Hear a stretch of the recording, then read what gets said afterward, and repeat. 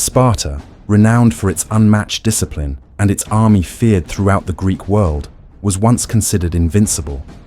Yet, like every great power, the day came when its strength was challenged by a new force: Rome. The question is, how was Rome, a rising power, able to defeat this legend of antiquity? In this video, we will explore how Rome, through its strategy and might, succeeded in dismantling Spartan supremacy and forever altering the fate of Greece. To grasp how the Romans defeated Sparta, we must return to the year 371 BCE. As with any great power, Sparta's downfall did not happen overnight. For centuries, the Spartans dominated the battlefields, but what few imagined was that, slowly, Sparta's supremacy would begin to fade. Sparta's loss of power was a gradual process, which began after the Battle of Leuctra in 371 BCE, when the city-state met its first great defeat. On the 6th of July in the year 371 BCE, the plain of Leuctra in Boeotia was the stage for that battle, which rewrote the military history of ancient Greece. There, the Theban army, commanded by the strategist Epaminondas, challenged Sparta's supremacy, until then considered unassailable. The Theban victory not only shook Spartan confidence, but also introduced a tactical innovation that would reverberate for centuries. The Spartan army, under King Cleombrotus I, fielded about 10,000 hoplites and 1,000 horsemen, totaling approximately 11,000 to 12,000 combatants. By contrast, the Theban forces led by Epaminondas numbered about 6,000 hoplites and 1,500 cavalrymen, amounting to between 7,500 and 8,500 soldiers. Despite their numerical disadvantage, the Thebans were about to prove that quality and innovation could overcome quantity. The battle began with a clash of cavalry forces in which the Thebans emerged victorious, forcing the Spartan riders to fall back into their infantry lines. Next, the Theban left wing advanced with speed and force, breaking the Spartan lines and killing Cleombrotus I, the first Spartan king to die in combat in more than a century. The king's death completely shattered Spartan morale, leading to the disintegration of the ranks and the rout of the troops. The Spartans suffered heavy losses, with estimates ranging between 1,000 and 4,000 dead, whereas the Thebans lost only about 300 soldiers. The Theban victory not only challenged Spartan supremacy, but also marked the beginning of Theban hegemony in Greece, a period that would be characterized by significant tactical and political innovations. Yet that rise would also provoke the resistance of other Greek powers.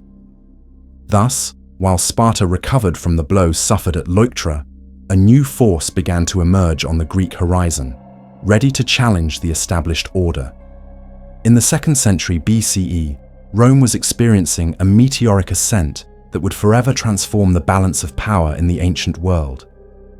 After its decisive victory in the Second Punic War against Carthage, the Roman Republic consolidated its supremacy in the Western Mediterranean.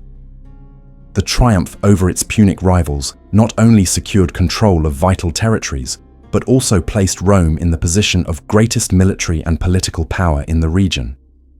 That success, however, was only the beginning. Rome, with its disciplined legions and efficient political structure, was about to expand its influence eastward, where the Greek city-states were in a moment of fragility. Greece was experiencing a period of political instability. The various city-states, such as Athens, Sparta, and Thebes, though still rich in cultural tradition, were fragmented and weakened after the Macedonian Wars and other internal disputes. The Achaean League, a confederation of Greek city-states that sought to maintain Greek independence and unity, began to perceive the growing threat of Rome. At the same time, Rome was expanding throughout the region, initially with commercial and diplomatic goals, but soon its interests became clearer and more aggressive. Rome adopted a veiled protection policy, offering military aid and forming alliances with some of the Greek city-states in moments of need. Yet those agreements often favored Rome, which began to influence the internal decisions of those cities and gained access to their wealth and territories. Meanwhile, Rome continued to strengthen its position in the region, gaining ever-increasing control over Mediterranean trade routes and forging alliances with certain local powers. Rome became such a powerful military force that when facing any resistance, its legions could quickly subdue all opposition. Moreover, Rome became a diplomatic power, creating a network of allies and vassals while intimidating those who resisted its advance. From the middle of the 2nd century BCE onward, the Roman presence in Greece grew ever stronger. Rome not only became directly involved in local disputes, but also sought dominance over the Greek city-states that still retained some autonomy. The Achaean League, with its attempt to unite Greece under one banner, ended up becoming a target of Rome's growing power. While Rome solidified its influence over the Greek world, Greece prepared to see its fate placed in the hands of a new power that was imposing itself with unmatched strength. In the year 146 BCE, Rome was no longer a rising power. It was a power shaping the destiny of all around it.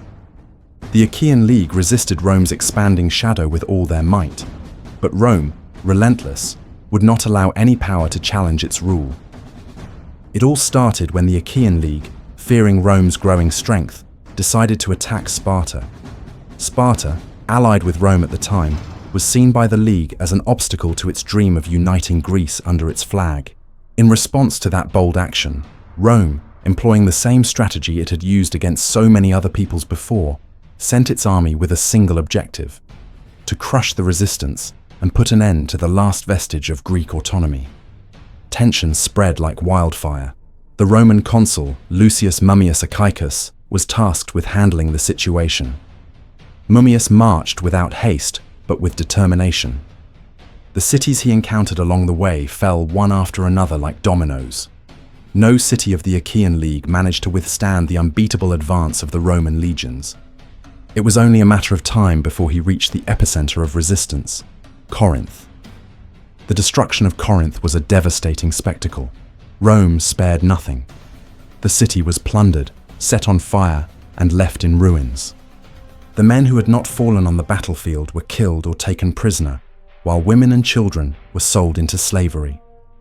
Rome not only conquered the city, it erased the existence of one of Greece's greatest cultural centers, as though it wished to wipe out the very memory of its resistance. With Rome's overwhelming victory, the Achaean League was dissolved, and Greece was officially incorporated into the Roman Republic. What had once been a collection of independent cities, with their own cultures and traditions, was now beneath the weight of Roman power. Greece was divided into two provinces, Achaea and Epirus, and the city of Corinth, which had earlier been destroyed, would later be rebuilt by Julius Caesar, but now under Roman control. The Achaean War, therefore, was not merely the end of a war. It was the end of the Greek dream of independence. With the fall of the Achaean League, Rome established itself as the uncontested force of the Eastern Mediterranean. After the destruction of Corinth, Sparta, which had once been one of the most feared cities of the Greek world, faced a very different reality. Greece, now under Roman rule, underwent a profound transformation. Sparta no longer had the strength to withstand mounting Roman pressure. After the Achaean War, the city was absorbed into Roman territory, but unlike other Greek cities, Sparta was not destroyed or plundered because it was an ally of the Romans. The Romans understood Sparta's symbolic value. Even under Roman dominion, the city continued to maintain a certain independence, but with a role quite different from that which it had held during the height of its history. There were no longer Spartan warriors marching through the streets, nor an unbeatable army ready for battle. During the ensuing centuries, Sparta witnessed the definitive decline of its political and military influence. The city lost its strategic importance, gradually fading into oblivion while Rome spread across the world. What remained of Sparta were the stories and legends that continued to inspire Roman culture, yet it never regained the strength it once possessed. So, if you enjoyed this video, don't forget to hit the like button and subscribe. We'll see you in the next video.